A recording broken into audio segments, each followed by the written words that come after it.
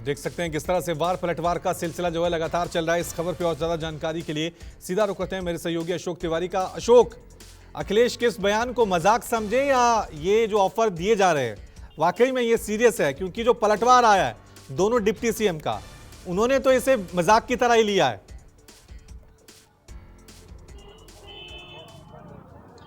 देखिए, फिलहाल अभी आप इस बात को बखूबी जानते हैं कि उत्तर प्रदेश में 3 जगह हैं जहां पर उपचुनाव इस वक्त हो रहा है। मैनपुरी और रामपुर 2 सीटें ऐसी हैं जो समाजवादी पार्टी के लिए प्रतिष्ठा के सवाल के तौर पर देखा जा रहा है और बीजेपी पूरी कोशिश कर रही है कि खासकर मैनपुरी और रामपुर, इन दोनों जगहों पर कैसे भी करके भारतीय जनता पार्टी का परचम लहराया जाए, इन दोनों सीटों पर बीजेपी जीत हासिल कर सके।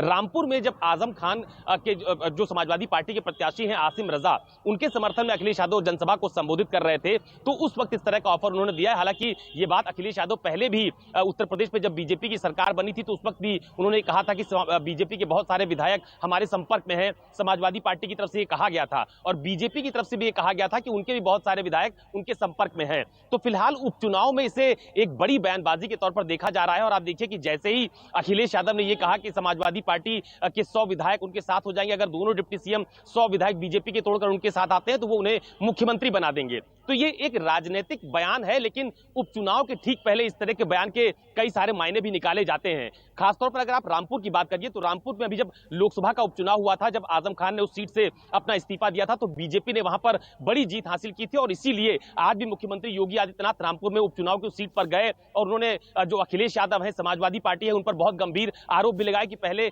एक चेहरे के नाम पर जाना जाता था रामपुर, कुछ जातिवादी थे, कुछ लोग चेहरा देखकर योजनाओं का लाभ दिया जाता था पिछली सरकारों में, लेकिन इस सरकार में भेदभाव नहीं किया जा रहा है। इसलिए बीजेपी को वोट देना चाहिए, बीजेपी का कमल यहां पर खिलाना चाहिए। और आज सुबह ही जब अखिलेश यादव मैनपुरी में डिंपल यादव के समर्थन में एक जनसभा कर रहे थे तो उस वक्त उन्होंने ये कहा कि बीजेपी के लोग तमाम तरह का दुष्प्रचार कर रहे हैं, मतदाताओं को डराया जा रहा है। चुनाव आयोग में भी अभी समाजवादी पार्टी की तरफ से एक शिकायत दर्ज कराई गई है। तो तीनों सीटों का उपचुनाव एक बड़ी प्रतिष्ठा की लड़ाई के तौर पर देखा जा रहा है, चाहे वो मैनपुरी की लोकसभा की सीट हो जहां उपचुनाव हो रहा है, या फिर रामपुर का विधानसभा का उपचुनाव हो, या खतौली जहां पर जो कि लोकदल के खाते में गई है। तो अभी चुनावों में हम लोगों ने हमेशा ही इस तरह की बयानबाजियां देखी है, दोनों दलों की तरफ से किसी ना किसी तरह का ऑफर राजनेताओं की तरफ से दूसरे नेताओं को दिया जाता है। तो मुझे लगता है कि 100 विधायक लेके आना या जाना ये कोई बहुत बड़ा गंभीर विषय नहीं है, लेकिन इतना जरूर है कि चुनाव में इस तरह की बयानबाजियां आती हैं तो कुछ चकल्लस होती है, कुछ चटकारे लगाए जाते हैं। ये ठीक उसी तरह का एक बयान फिलहाल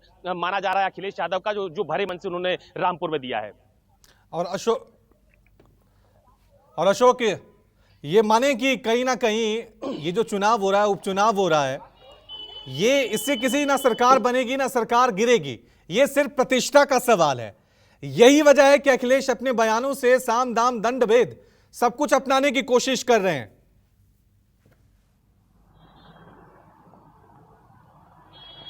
देखिए, निश्चित तौर पर खासतौर पर मैनपुरी लोकसभा की सीट जहां पर अखिलेश यादव की पत्नी डिंपल यादव समाजवादी पार्टी की उम्मीदवार है, वो सीट उनके लिए बहुत बड़ी प्रतिष्ठा का सवाल बना हुआ है। पूरा का पूरा कुनबा यानी समाजवादी पार्टी और उनके परिवार का पूरा कुनबा इस वक्त मैनपुरी में कैंप कर रहा है। अखिलेश यादव शिवपाल यादव के बीच जो दूरियां पिछले विधानसभा चुनाव के दौरान देखी गई थी और चुनाव के नतीजे आने के बाद जो दूरियां देखी गई थी, वो दूरियां मैनपुरी के लोकसभा के उपचुनाव में कम होती हुई दिखी है। अखिलेश और शिवपाल एक साथ मंच साझा कर रहे हैं। डिंपल यादव को मुलायम सिंह यादव के नाम पर जिताने की अपील की जा रही है। पूरी ताकत समाजवादी पार्टी, अखिलेश यादव, शिवपाल यादव, डिंपल यादव के चुनाव प्रचार में लगा रहे हैं और ये कोशिश कर रहे हैं कि मुलायम सिंह यादव के नाम पर, मुलायम सिंह यादव के वहां पर किए गए कामों के आधार पर समाजवादी पार्टी को वोट मिले और डिंपल यादव चुनाव जीते। दूसरी तरफ बीजेपी के भी तमाम सारे नेता मैनपुरी में कैंप कर रहे हैं, चाहे मुख्यमंत्री योगी आदित्यनाथ हो, उनकी भी आज मैनपुरी में एक सभा होनी है। इसके पहले भी वो मैनपुरी में सभा कर चुके हैं। बीजेपी के यूपी के प्रदेश अध्यक्ष हो, दोनों डिप्टी सीएम हो, पूरा का पूरा जो सांगठनिक ढांचा है बीजेपी का, वो भी